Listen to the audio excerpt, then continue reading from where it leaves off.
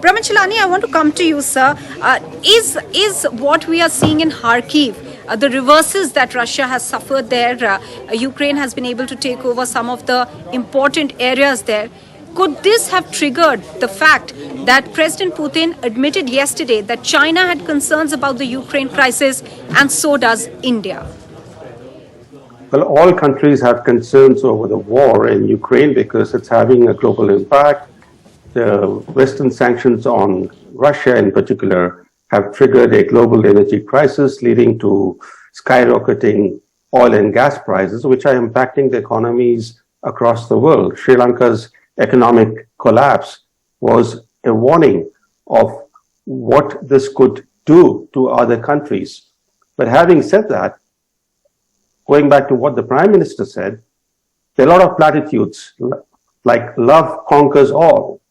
So when the Prime Minister said this era isn't of war, but of peace, he wasn't really directly criticizing Russia's invasion of Ukraine.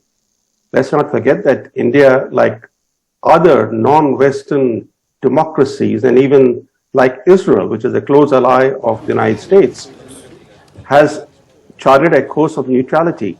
So India is not taking a position on the Ukraine conflict.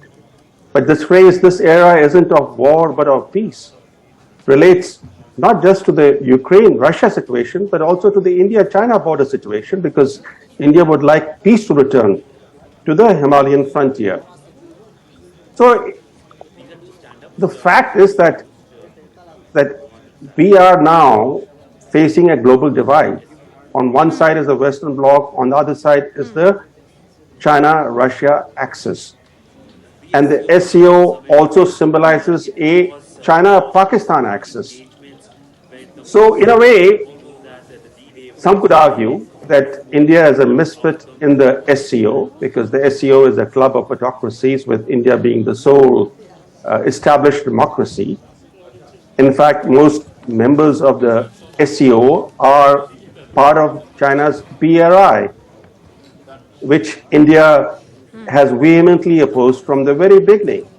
So when India next year hosts the SCO summit, they'll have to do a lot of diplomatic tight walk, because at least China and Russia, and probably some other members of the SCO, believe that this is an organization that is a sort of anti-Western alliance.